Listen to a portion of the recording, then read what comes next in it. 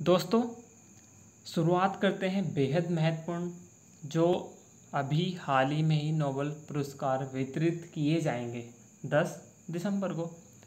उसी के बारे में आज हम विस्तार से चर्चा करेंगे कि किस क्षेत्र में किसको नोबेल पुरस्कार मिला, यानी आने वाले हर एग्ज़ाम के लिए बेस्ट रहेगा। तो आइए देर ना करते हुए सबसे पहले मैं आपको बता दूं, हम इसको बिल्कुल एक स्टार्टिंग से चलेंगे।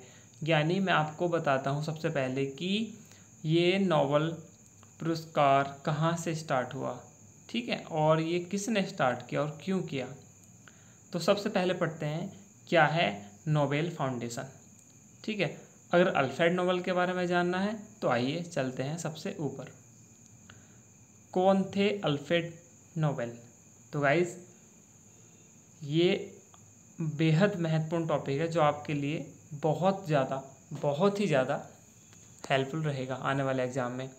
तो सबसे पहले देखिएगा, विचार कीजिएगा और समझिएगा, क्योंकि आजकल ऐसा होता है कि क्वेश्चन का जो ट्रेंड है वो अलग हो गया है। वो बिल्कुल ये एग्जैक्ट ये नहीं पूछता है कि ये ऑप्शन दे दिए और इसका क्या होगा। तो आपको डीप पढ़ना है, यानी आपको नोबेल के बारे में हर एक प्रश्न जानना अनिवार्य है। सबसे पहले कि अल्फ्रेड नोबेल का जन्म नहीं पूछता इतना ज़्यादा, 1833 में स्वीडन की राजधानी स्टॉकहोम में हुआ था।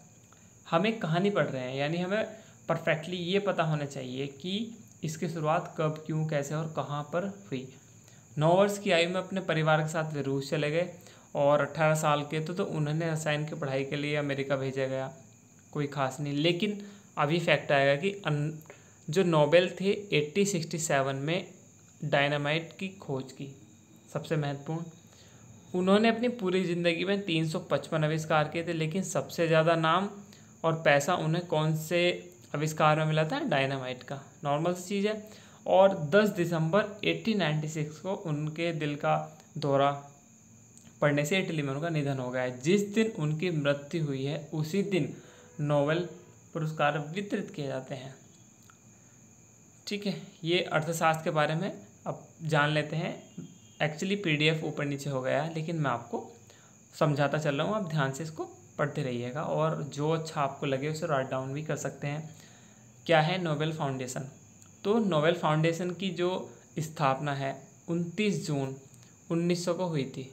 देखो, स्थापना अलग है और इसकी शुरुआत अलग है, ठीक है। स्थापना 1900 को और 1901 बहुत बार पूछा जा सकता है, ये पूछा भी गया है कि 1901 से नोबेल पुरस्कार दिया जाने लगा, जिसका उद्देश्य है कि पुरस्कारों का आर्थिक रूप से संचालन करना है, यानी नोबेल पुरस्कारों का।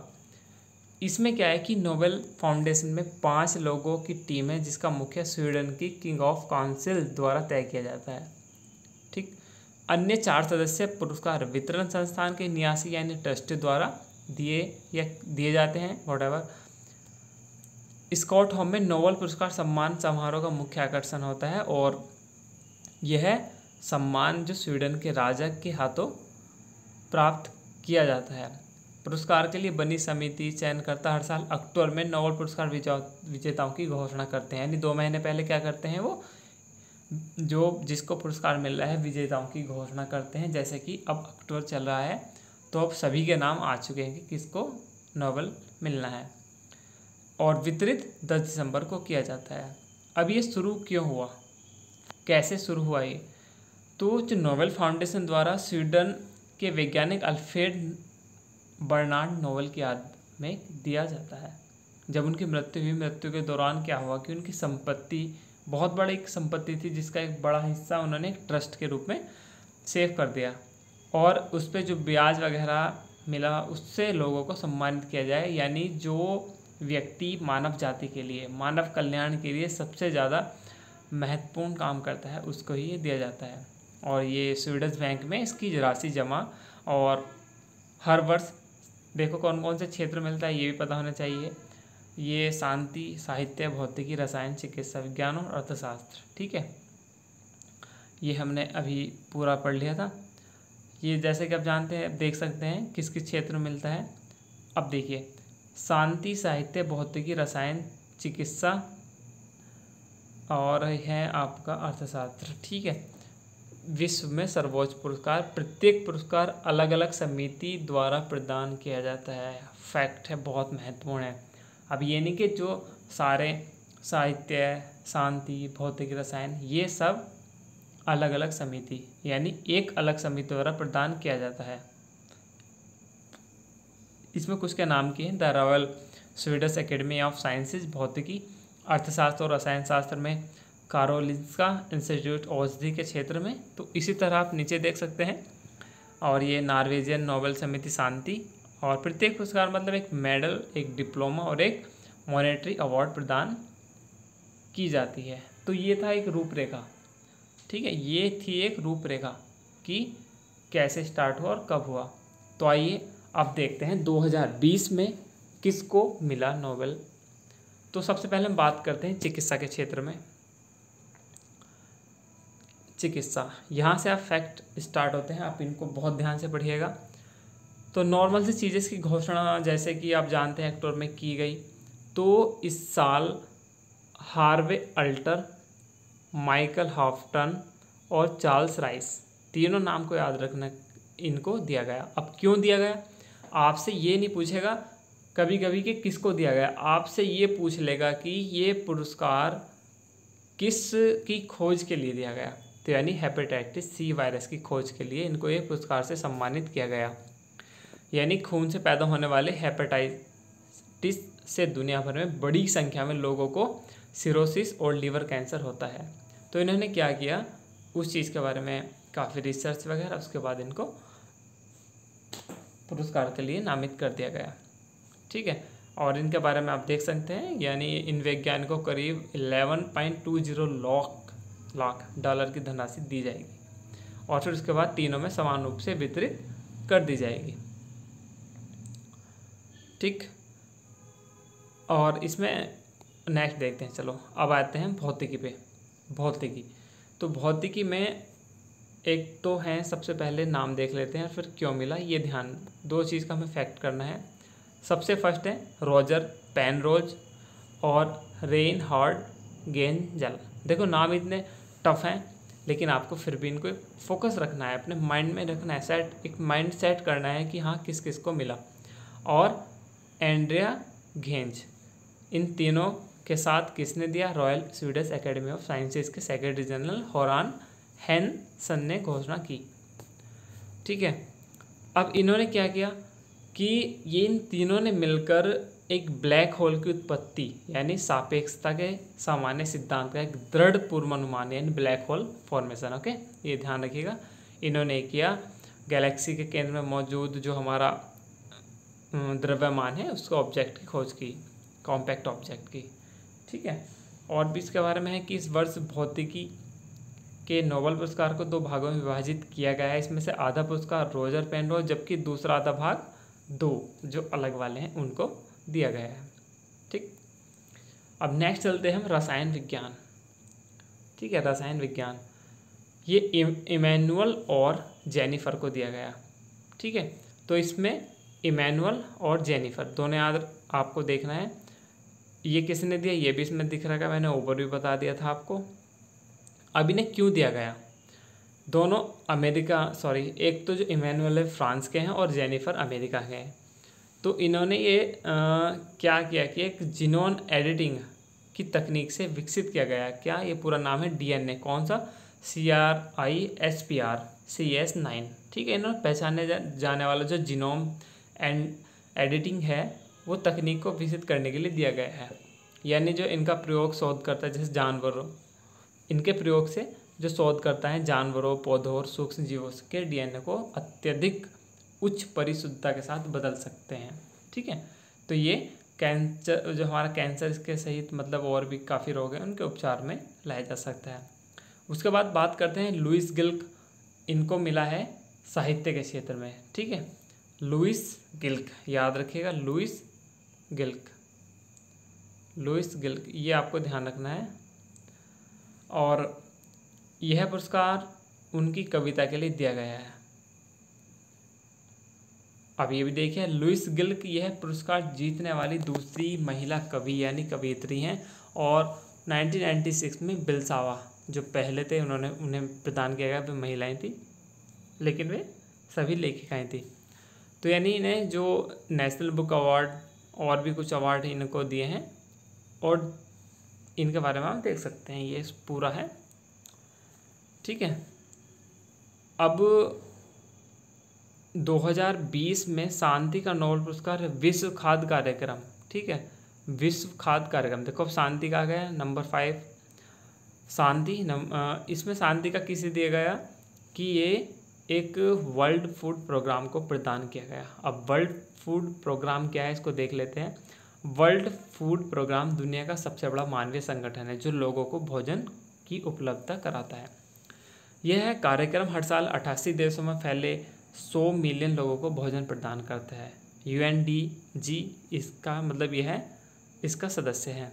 1963 में ये स्टार्ट हुआ, आप देख सकते हैं। ये शांति का नोबेल था। अब सबसे लास्ट में हम पहुंचते हैं, अपना सबसे जाना माना हमारा लास्ट वाला जो काफ़ी रोचक रहा, उसके बारे में मैंने आज ही पढ़ा तो बहुत ज़्यादा मुझे उसमें इंटरेस्ट आया। अब कैसे, थोड़ी कहानी है, वीडियो लंबी होगी लेकिन आपको ये कहानी हमेशा याद रहेगी। हाँ, इसके कुछ महत्वपूर्ण तथ्य भी हैं, आप देख सकते हैं। महत्वपूर्ण तथ्य है कि पहला नोबेल शांति पुरस्कार 1901 में रेड क्रॉस के संस्थापक जिया हैरी डुनांत और फ्रेंच पीस सोसाइटी के संस्थापक अध्यक्ष फ्रेडरिक पैसी को संयुक्त रूप से दिया गया। शांति के लिए दिए जाने वाला नोबेल पुरस्कार ओस्ले। ठीक है, जबकि बाकी सभी पुरस्कार स्टॉकहोम में दिए जाते हैं। कितना मस्त फैक्ट है, इसको याद करिएगा। शांति के लिए यानी कहाँ दिया जाता है, ओस्ले में, और बाकी जो सब है वो स्टॉकहोम में। Got it, very very most. और किसी एक क्षेत्र में मैक्सिमम एक साल में अधिकतम कितने लोगों को, जैसा कि आप अपने ऊपर पढ़ा है, मैक्सिमम 3 है, उससे ज़्यादा नहीं।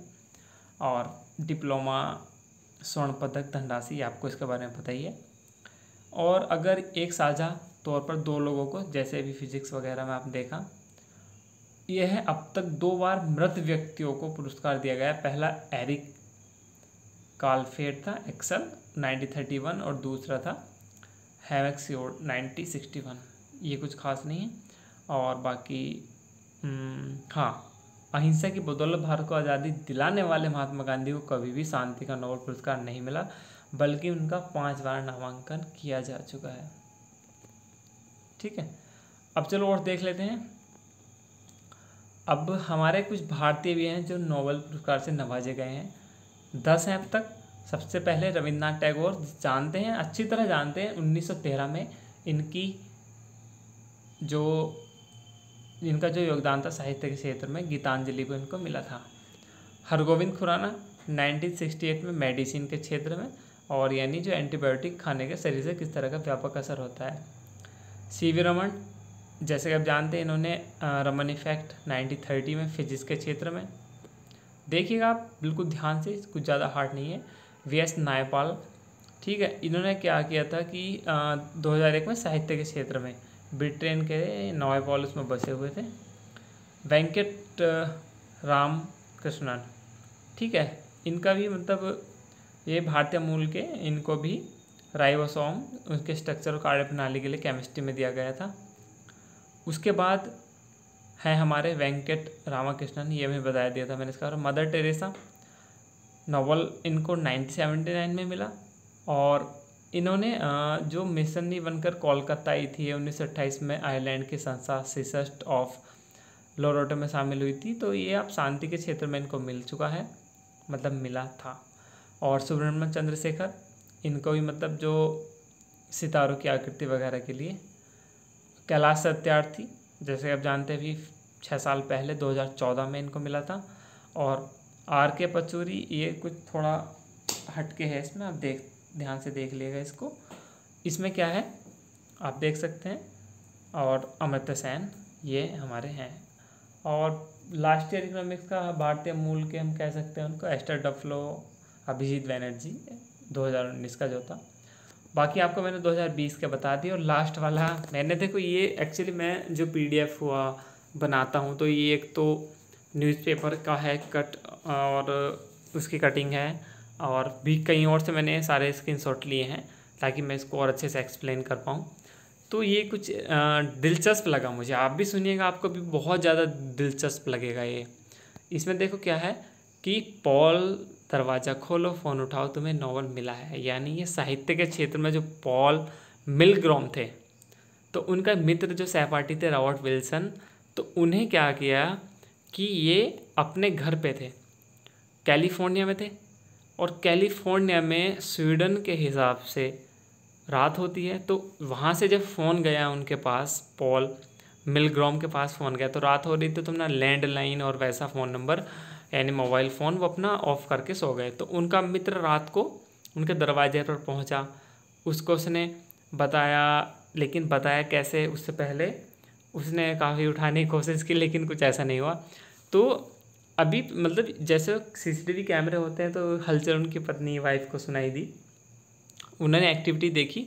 तो कुल मिलाकर ये रहा कि ये देखो बिल्कुल उन्हें भी नहीं पता था कि हाँ नोबेल के लिए मुझे नामांकित किया गया है। तो कितना दिलचस्प है ये। देखो भाई सो रहे हैं और दरवाजे पर उनके मित्र, उनके सह पाठी जो भी हैं और जो इनके संयुक्त रूप हैं दोनों, तो इनको भी मिला है। तो उनके लिए कितना देखो वेट कर रहे हैं बाहर ये फ़ोटो भी है इसके साथ। और इससे पहले भी 2010 में ऐसा हो चुका है। ये भी मार्टिन काल्फी थे, इनके साथ भी ऐसा ही था। लेकिन जिसको भी थोड़ा इंटरेस्ट अलग तरीके से है, खैर वीडियो काफ़ी लंबी हो चुकी है लेकिन इसमें मैंने काफ़ी डीपली इन चीज़ों का वर्णन कर दिया है। तो गाइज़ उम्मीद यही करूँगा कि आप वीडियो को जितना हो सके देखिएगा, आई मीन एक की बार ज़्यादा हो सके, और अपने मित्रों को भी इस चीज़ की हेल्प करते रहिएगा। तो मिलते हैं अगली वीडियो में, तब तक के लिए थैंक यू सो मच।